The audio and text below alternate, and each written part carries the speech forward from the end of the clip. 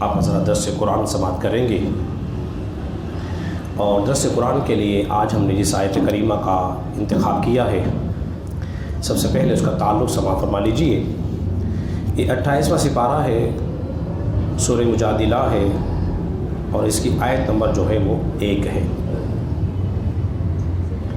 اللہ نے ارشاد فرمایا ہے، قد سمع اللہ قول التی تجادلک فی زوجہا وتشتکی الی اللہ، بے شک اللہ نے اس کی بات سنی جو تم سے اپنے شوہر کے معاملے میں بحث کرتی تھی، تشتکی الی اللہ، اور اللہ سے شکایت کرتی تھی، واللہ یسمع تحاورکما، اور بے شک اللہ نے تم دونوں کی گفتگو سن رہی ہے، ان اللہ سمیع بصیر، بے شک اللہ سننے والا اور دیکھنے والا ہے۔ حضرات محترم، اللہ تبارک و تعالی شاہ فرما رہا ہے کہ بے شک اللہ نے اس عورت کی بات سن لی ہے جو اپنے شوہر کے بارے میں اے محبوب آپ سے بحث کر رہی تھی۔ بے شک اللہ سننے والا ہے اور دیکھنے والا ہے۔ وہ کون عورت تھی جو رسول اللہ صلی اللہ علیہ وسلم سے بحث کر رہی تھی؟ اللہ نے کس کی بات کو سن لیا؟ اس کا کیا پس منظر ہے؟ اس کا شاید نزول کیا ہے؟ جب تک آپ یہ نہیں سنیں گے تو آپ کو آیت کریمہ سمجھ میں بولیے نہیں آئے گی۔ تو اس آیت کریمہ کا پس منظر ہم آپ کے سامنے بیان کرتے ہیں۔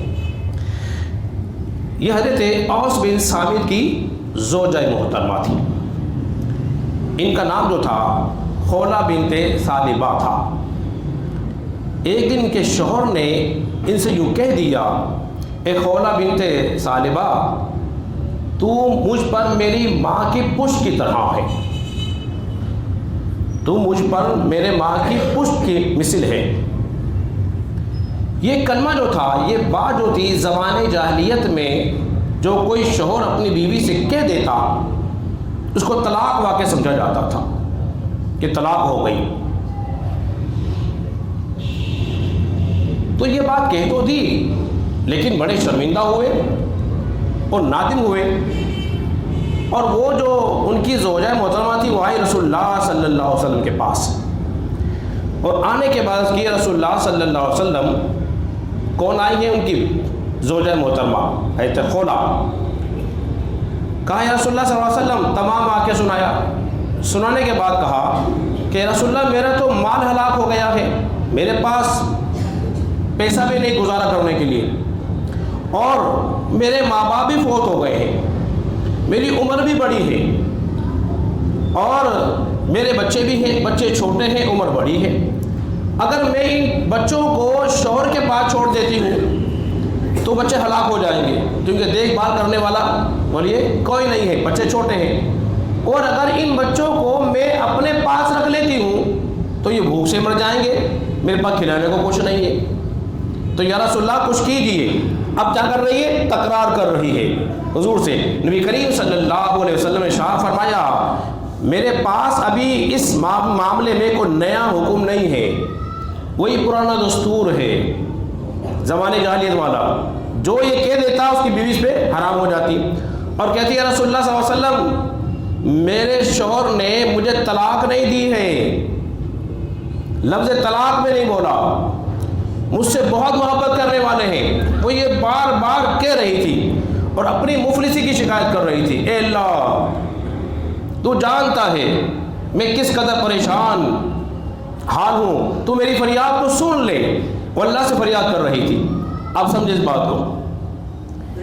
تو ام المومنین ہے کہ عائشہ صدیقہ رضی اللہ تعالیٰ عنہا نے کہا، اے عورت خاموش ہو جا، رسول اللہ کے چہرے کی طرف دیکھ کہ ان کے چہرے پر وحی کے آثار ظاہر ہو رہے ہیں، ان کے چہرے پر وحی کے آثار ظاہر ہو رہے ہیں۔ پھر اللہ تبارک و تعالیٰ نے وحی نازل فرمائی، قد سمع اللہ قول التی، اللہ نے اس عورت کی بات سن لی ہے، تجادلک فی زوجہا، جو اپنے شوہر کے معاملے میں تجھ سے بحث کر رہی تھی، تشتکی الی اللہ، جو اپنی شکایت اپنے رب کے سامنے بیان کر رہی تھی، واللہ یسمع تحاورکما، بے شک اللہ نے ان دونوں کی بات کو سن لیا ہے، ان اللہ سمیع بصیر، بے شک اللہ سننے والا اور دیکھنے والا ہے۔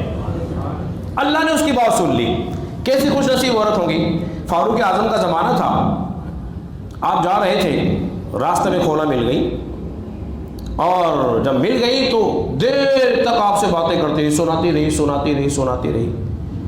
لوگوں نے کہا یہ فاروق اعظم, یہ عورت نے اتنا لمبا ٹائم آپ کا برباد کر دیا, اتنی گھنٹوں بعد سنائی ہے آپ کو. آپ نے غصے میں جواب دیا, جانتے ہو یہ عورت کون ہے؟ یہ حضرت خولا ہے, جس کی بات اللہ نے سنی ہے عمر کیوں نہ سنے. جس کی بات اللہ نے سنی ہے اس کی بات عمر کیوں نہ سنے. ایک تو یہ بات ہوئی. پھر اللہ نے فرمایا الذین یظاہرون منکم من نسائہم, اور وہ جو تم میں سے اپنی بیویوں کو اپنی ماں کی جگہ کے بیٹھے ہیں. ما ہن امہاتہم, وہ ان کی مائیں نہیں ہیں. جو تم نے کہہ دیا یہ میری ماں کی مثل ہے تو وہ تمہاری مائیں نہیں ہیں. الا اللائی ولدنہم, اور ان کی مائیں تو وہ ہیں جنہوں نے کہ ان کو پیدا کیا ہے.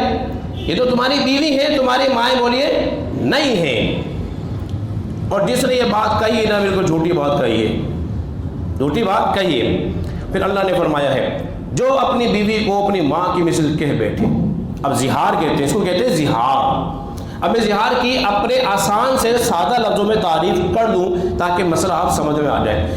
زہار اسے کہتے ہیں کہ کوئی اپنی بیوی سے یہ کہہ دے کہ تو یہ تیرے جسم کا فلاں حصہ میری ماں کی طرح ہے, تیرے جسم کا فلاں حصہ میری ماں کی مثل ہے. یعنی کہ جس طرح میری ماں کا فلاں حصہ مجھ پر حرام ہے تو تیرا جسم کا فلاں حصہ مجھ پر حرام ہے. سمجھ بات آپ کی؟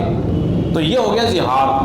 تو کوئی شخص ایسی بات کہنے والا بولیے نہیں ہے. اب سوال یہ پیدا ہوا, بات کہتے ہیں کچھ نوجوانوں کی میں نے باتیں سنی, مجھے سنانے لگے, کیا کہتے ہیں یار میں نے اپنی بیوی سے کہا میری ماں بس جان چھوڑ دے, کھانا لے